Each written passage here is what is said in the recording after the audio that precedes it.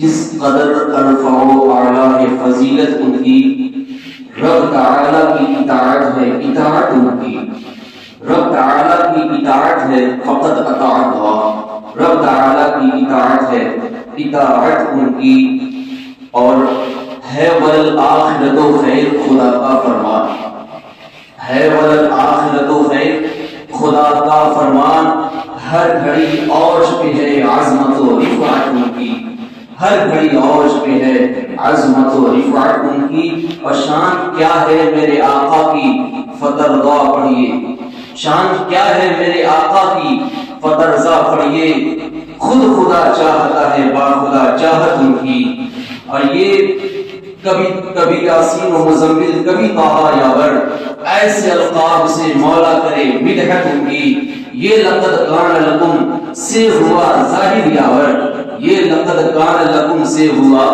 ظاہر یاور، سب سے اعلیٰ ہے تو کونین میں سیرت ان کی، سب سے اعلیٰ ہے تو کونین میں سیرت ان کی۔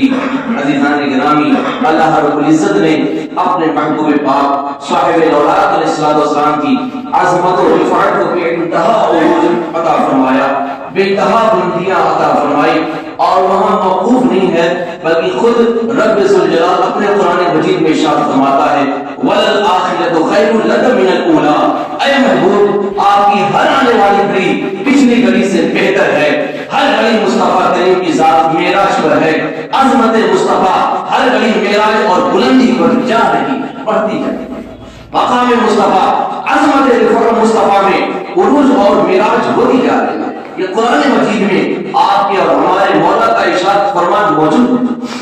اور دیکھیں حجر اسود کا نام سنا ہوگا، اس میں سے کتنے لوگوں نے دیکھا بھی ہوگا؟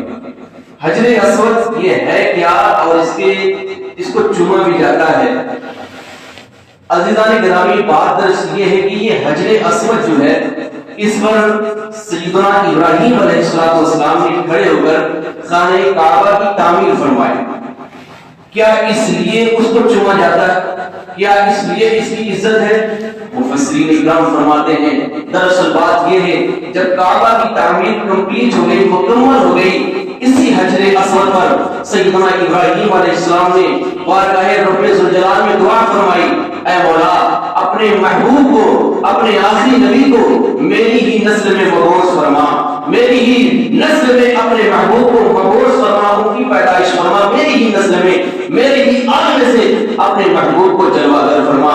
عزیزان گرامی، جب یہ دعا سیدنا ابراہیم علیہ السلام نے حجر اسود پہ مانگی تو اس پتھر کی ایسی عزت بڑھ گئی، اس پتھر کا ایسا وقار بڑھ گیا، اس پتھر کو ایسی عزت مل گئی کہ اب تمام قیامت تک آنے والے مسلمان حجر اسود کا بوسہ دیں گے، حجر اسود کو چھوئیں گے، بلکہ وہاں جو 2 رکعت نماز پڑھتا ہے تو فرمایا گیا اس کی وہ 2 رکعت نماز قبول کی جاتی ہے۔ میاں ذہن کے حاشیے کو کشادہ کریں اور عقل و ہوش سے کام لیں، آپ ذرا تصور کریں ایک پتھر پر ایک نبی نے، سیدنا ابراہیم علیہ السلام نے ایک پتھر پر کھڑے ہو کر نبی محتشم علیہ السلام کے حوالے سے یوں دعا کی کہ مولا اپنے محبوب کو میری ہی نسل میں مبعوث فرما، تو اس پتھر کی ایسی عزت بڑھ گئی کہ اسے چوما بھی جاتا ہے، اس کے قرب میں جو نماز پڑھی جائے قبول بھی کی جاتی ہے۔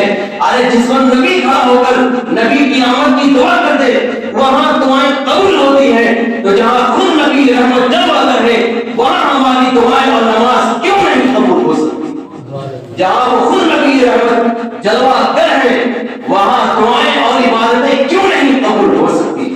اور دیکھیں، اور یہ چونکہ آج کا جو موضوع ہے یہ عشق والوں کا ہے، محبت والوں کا ہے، تو اور موضوع میں تو نہیں کہتا بولے، لیکن جب ذکر مصطفیٰ ہو تو خاموشی سے سننا عشق والوں کا طریقہ نہیں، اپنی زبان کو حرکت دے کر سبحان اللہ کا اظہار ضرور کرتے رہیں، چونکہ آپ کے اور ہمارے نبی کا ذکر ہے، میاں اس نبی کا ذکر ہے کہ جس نبی محتشم علیہ السلام کے اشارے سے بے زبانوں نے بولا ہے، جس نبی محتشم، بلکہ ایک روایت آپ کو جلدی سنا دوں، ایک صحابی حاضر آتے ہیں، یا رسول اللہ میرا بچہ پیدا ہوا، بڑی منت سماجت کے بعد، بڑی گریوں ساری کے بعد، بڑی مدتوں کے بعد آقا گھر میں بچہ پیدا ہوا ہے، لیکن یا رسول اللہ آپ میری بیوی کو خالہ کہنے والے تو ہیں، چچی کہنے والے تو ہیں، سب کہنے والے ہیں، لیکن یا رسول اللہ وہاں کہنے والا نہیں ہے۔ اس آسرے میں ہم کو بچہ ہوا، اولاد ہوئی، بڑی خوشی تھی کہ بچہ اب ماں کہے گا، مجھے باپ کہے گا،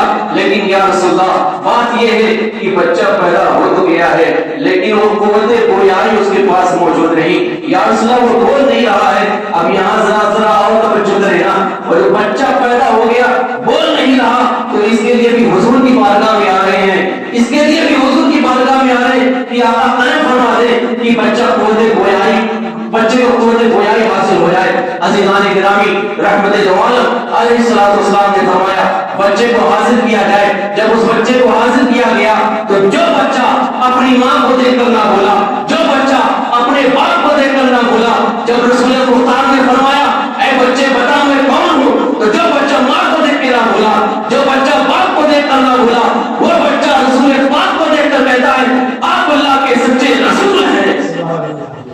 تو جو نبی محتشم علیہ الصلوۃ والسلام کے اشارے سے بے زبان بھی بول اٹھے تو ان کے ذکر میں زبان والے نہ بولے، عشق والے نہ بولے، یہ زیب آنے دیتا۔ آئے دیکھیں سیدنا حضرت رابعہ بصری رحمت اللہ علیہ سے کسی نے پوچھا آپ بتائیں سب سے بڑی آیت رحمت کون سی ہے کہ جس پر گنہگار بندہ ہو تو اس آیت رحمت کو یاد کر اس کی دھارس بنے، وہ اللہ رب العزت کی رحمت پہ اعتقاد اور یقین اس کا مضبوط ہو۔ آیت رحمت کیا ہے؟ تو سیدھا رابعہ بصریہ نے فرمایا سب سے بڑی آیت رحمت ہے وَلَسَوْفَ يُعْطِيكَ رَبُّكَ فَتَرْضَىٰ۔ لوگوں نے کہا کہ یہ آیت رحمت ہے، اس میں تو بیان یوں کیا گیا کہ اے محبوب آپ کی آنے والی ہر گھڑی پچھلی گھڑی سے بہتر ہے، اس میں تو معراج مصطفیٰ، مقام مصطفیٰ، افضلیت مصطفیٰ کا بیان ہے، اس میں تو حضور کی رضا شامل ہے۔ آیت رحمت ہی بنانا تھا تو اللہ اقنطوا من رحمت اللہ کے کہ ہرگز رب تعالیٰ کی رحمت سے ناامید نہ ہو، یہ آیت رحمت بتا دی۔ لیکن وَلَسَوْفَ يُعْطِيكَ رَبُّكَ فَتَرْضَىٰ یہ آیت رحمت آپ نے کہی تو ذرا فلسفہ سمجھا دے، یہ آیت رحمت سب سے بڑی آیت رحمت کیسے ہے؟ انہوں نے کہا کہ اس آیت میں مولا نے کیا فرمایا ہے؟ اس آیت میں مولا نے یہی تو فرمایا نا کہ اے محبوب وَلَسَوْفَ يُعْطِيكَ رَبُّكَ فَتَرْضَىٰ، اے محبوب آپ طرف اتنا دے گا کہ آپ راضی ہو جائیں گے، آپ طرف آپ کو اتنا نوازے گا کہ آپ راضی ہو جائیں گے۔ تو فرمایا کہ آیت رحمت کیسے بڑی تک ہوئی، سب سے بڑی آیت رحمت کیسے ہوئی؟ تو فرماتی ہیں حضور اس وقت تک راضی نہیں ہوں گے جب تک ان کا ایک غلام جنت میں داخل نہیں ہو جائے۔ تو اس لیے یہ آیت رحمت سب سے بڑی آیت رحمت ہے۔ وَلَسَوْفَ يُعْطِيكَ رَبُّكَ فَتَرْضَىٰ اے محبوب آپ کو اتنا دے گا کہ آپ راضی ہو جائیں۔ یہ آیت رحمت سب سے بڑی آیت رحمت ہے۔ اور دیکھیں وَلَسَوْفَ يُعْطِيكَ رَبُّكَ فَتَرْضَىٰ آپ کو اتنا دے گا کہ آپ راضی ہو جائیں گے۔ رب ذوالجلال بھی اپنے محبوب کی رضا چاہتا ہے۔ دیکھیں ہم دعا کریں ہماری عبادت کا مطمئن نظر، ہم نماز پڑھتے ہیں، روزہ رکھتے ہیں، حج کرتے ہیں، جتنی بھی عبادتیں کرتے ہیں، ہماری عبادت کا مطمئن نظر ہمارا خالق راضی ہو جائے، صالحین کی عبادت کا مطمئن نظر اللہ راضی ہو جائے، صدیقین کی عبادت کا مطمئن نظر اللہ راضی ہو جائے، شہداء دین کی عبادت کا مطمئن نظر اللہ راضی ہو جائے، صالحین کی عبادت کا مطمئن نظر اللہ راضی ہو جائے، انبیاء مرسلین کی عبادت کا مطمئن نظر اللہ راضی ہو جائے، ملائکۃ المقربین کی عبادت کا مطمئن نظر اللہ راضی ہو جائے۔ غرض کی ہر ایک کا مطمئن نظر، ہر ایک کی عبادت کا غرض یہی ہے کہ میرا خالق مجھ سے راضی ہو جائے، میرا پروردگار مجھ سے خوش ہو جائے، میرا مولا مجھ سے راضی ہو جائے۔ لیکن قربان جائے مقام مصطفیٰ پر، قربان جائے افضلیت مصطفیٰ پر، قربان جائے عظمت مصطفیٰ پر۔ یار تو عالم کو رضایت خالق اکبر چاہتے ہیں لیکن وہ خلاق کائنات مالک ارض و سما، ارے کائنات تو اس کی رضا چاہتے ہیں، خدا کی رضا چاہتے ہیں تو عالم، اور خدا چاہتا ہے رضا محمد۔ تمام انسان تو ہر مخلوق تو خلاق کائنات کی رضا چاہتی ہے، اور وہ خلاق کائنات مالک ارض و سما اپنے محبوب کی رضا چاہتا ہے۔ خدا کی رضا چاہتے ہیں تو عالم، خدا چاہتا ہے رضا محمد۔ شان کیا ہے میرے آقا کی فترضا پڑھیے، خود خدا چاہتا خدا چاہتا ہے۔ اور عزیزان گرامی اور آگے بڑھیں، ہم دعا کریں، دعا ہم اسی لیے کرتے ہیں، دعا یہی کرتے ہیں، جو بھی دعا کر لیتے ہیں پھر یہی کہتے ہیں مولا ہماری دعا قبولیت کے دروازے کو پہنچ جائے، باب اجابت، یہ قبولیت کا دروازہ، تو ہم کہتے ہیں مولا ہماری دعا باب اجابت کو پہنچ جائے، ہماری دعا باب اجابت کو پہنچے، ہماری دعا باب اجابت کو پہنچ جائے، یعنی قبول ہو جائے۔ ہم دعا کریں، عابد دعا کریں، زاہد دعا کریں، صالحین دعا کریں، جو بھی دعا کرے دعا یہی کرتا ہے مولا میری دعا باب اجابت پر پہنچ جائے، لیکن قربان دعائے مصطفیٰ پر، قربان اپنے نبی کی دعا پر۔ جب میرے نبی دعا فرماتے ہیں تو دعا میں میرے نبی کو یہ نہیں کہنا پڑتا مولا میری دعا باب اجابت کو پہنچ جائے، جب زبان مصطفیٰ سے دعا نکلتی ہے تو باب اجابت خود چھو کر دعائے مصطفیٰ کو گلے لگا لیتی ہے۔ اجابت نے چھو کر گلے سے لگایا، بڑی ناز سے جب دعائے محمد صلی اللہ علیہ وسلم، بڑی ناز سے جب دعائے مصطفیٰ نکلتی ہے، دہن مصطفیٰ سے، زبان مصطفیٰ سے دعائے مصطفیٰ نکلتی ہے تو قبولیت خود چھو کر دعائے مصطفیٰ کو گلے سے لگاتی ہے۔ یہ میرے نبی کی شان، یہ میرے نبی کی عظمت۔ اور آگے دیکھیں، راستہ جتنا تنگ ہوتا ہے، راستہ جتنا باریک ہوتا ہے، جتنا پتلا ہوتا ہے، اتنا ہی زیادہ سنجیدگی کے ساتھ چلا جاتا ہے، اتنا ہی زیادہ آہستہ آہستہ چلا جاتا ہے۔ فرض کر لیں جو اینٹ کی جو دیوار ہوتی ہے، اگر اس پہ کسی کو دوڑنے کو کہا جائے شاید وہ باید کوئی ہمت نہ کرے، چونکہ باریک راستہ ہے تو اس پر قدم آہستہ آہستہ جمع کر رکھ کر چلیں گے، ایسا نہ ہو کہ قدم پھسل جائے، گر جاؤ، مر جاؤ۔ جتنا باریک راستہ اتنا سنجیدہ اور آہستہ آہستہ قدم رکھا جاتا ہے۔ لیکن قربان جائے نا میرے نبی کی عظمت پر، عزیزان گرامی، پل صراط کا وہ پل صراط جو بال سے زیادہ باریک، تلوار کی دھار سے زیادہ تیز ہے، وہ پل صراط۔ امام اہل سنت فرماتے ہیں، عاشق کا یہی عقیدہ ہی ہے، وہ فرماتے ہیں کہ رضا پل سے اب وجد کرتے گزرے، وجد کرتے جھومتے ہوئے، رشک کرتے ہوئے، مچلتے ہوئے۔ یار بال سے زیادہ باریک راستہ ہے، تلوار کی دھار سے زیادہ تیز پل صراط ہے، اس پر فرماتے وجد کرتے گزریے، جھومتے گزریے۔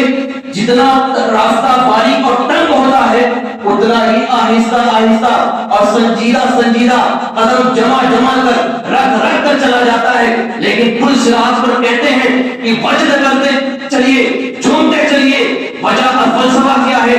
یار ہمارے چلنے کی وہ بات نہیں ہے، ہمارے صرف جھومنے کی وہ بات نہیں ہے، جھومنا اس لیے ہے کہ رب سلیم کی دھار سے پل سے پار لگاتے یہ ہے۔ جب پل صراط میں سے امت محمدیہ کا گزر ہوگا تو پل صراط کے قریب لب مصطفیٰ سے رب سلیم کی صدائیں بلند ہوں گی، سلامتی کی دعا دہن مصطفیٰ سے امتی کے لیے ہوگی۔ ارے جس کے لیے سلامتی کی دعا مصطفیٰ کریم فرمائے تو پل صراط جیسے باریک پل سے بڑا ڈر کر کیوں گزرے؟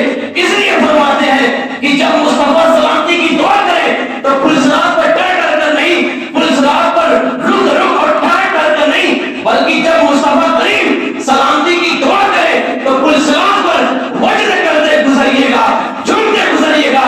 رضا پل سے اب وجد کرتے گزریے۔ یہ ہے رب سلیم صدائے محمد، یہ ہے رب سلیم صدائے محمد صلی اللہ علیہ وسلم۔ تو جب دعائے السلام، جب مصطفیٰ کریم سلامتی کی دعا کرے، جب مصطفیٰ اجابت نے چھپ کر گلے سے لگایا، بڑی ناز سے جب دعائے محبت، جب مصطفیٰ کریم دعا فرمائے سلامتی کی، وہاں کس بات کا ڈر ہے، وہاں کس بات کا خوف ہے؟ عزیزان گرامی، حاصل گفتگو اور مفہوم یہی ہے کہ رب ذوالجلال نے اپنے محبوب پاک صاحب لولاک الاسلام کی عظمت و رفعت کو بے انتہا بلند فرمایا۔ انبیاء اور مرسلین کی عظمتیں بھی اپنی جگہ ہیں، بہت بلند مقام و مرتبے والے ہیں، لیکن اللہ رب العزت کا محبوب اکبر وہ ہمارے اور آپ کے نبی کی ذات ہے۔ عزیزان گرامی، رب تعالیٰ فرماتا ہے اے محبوب اگر آپ کو پیدا کرنا مقصود نہ ہوتا تو میں یہ زمین و آسمان کو پیدا نہیں کرتا. تو یہ زمین و آسمان بھی صدقہ ہے آمنہ کے لال کا. ہماری بھی ہماری پیدائش کا صدقہ, ہماری پیدائش بھی مصطفیٰ کریم کی آمد کا صدقہ ہے. عزیزان گرامی, جب ہم یہ زمین و آسمان سب کچھ مصطفیٰ کریم کے صدقے میں ہے, اگر عبادت نماز اس جانے کائنات کی محبت چھوڑ کر پڑھیں قبول ہوگی؟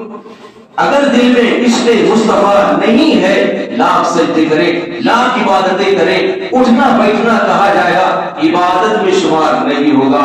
عبادت قبول کے لیے شرط ہے کہ جانے ایمان کی محبت جلوہ گر ہونی چاہیے. جانے ایمان کی محبت اگر دل میں مزین اور آراستہ ہے تو ہر عبادت رب تعالیٰ کی بارگاہ میں قبول ہوگی. اور قیامت کے دن بخشا اگر جائے گا تو تیری میری عبادت کے عوض نہیں بخشا جائے گا, تیرے میرے سجدے کی خاطر نہیں بخشا جائے گا, تیرے میرے زہد و تقویٰ کی وجہ سے نہیں بخشا جائے گا. قیامت میں اگر تیری میری بخشش ہوگی تو فقط محبت مصطفیٰ کی بنا پر بخشش کی جائے گی. اس کا مطلب یہ بھی کوئی نہ ہے کہ نماز پڑھنا ہی نہیں ہے. محبت رسول کا حقیقی تو وہی ہے کہ نماز بھی ادا ہو اور آقا کی سنت پہ عمل بھی ہو. اللہ رب العزت کہنے سننے سے زیادہ عمل کی توفیق عطا فرمائے. آج یہاں سے پہلے میرے زبان و فعل سے کوئی بھی فیل ہوئے آپ سب کو گواہ بنا کے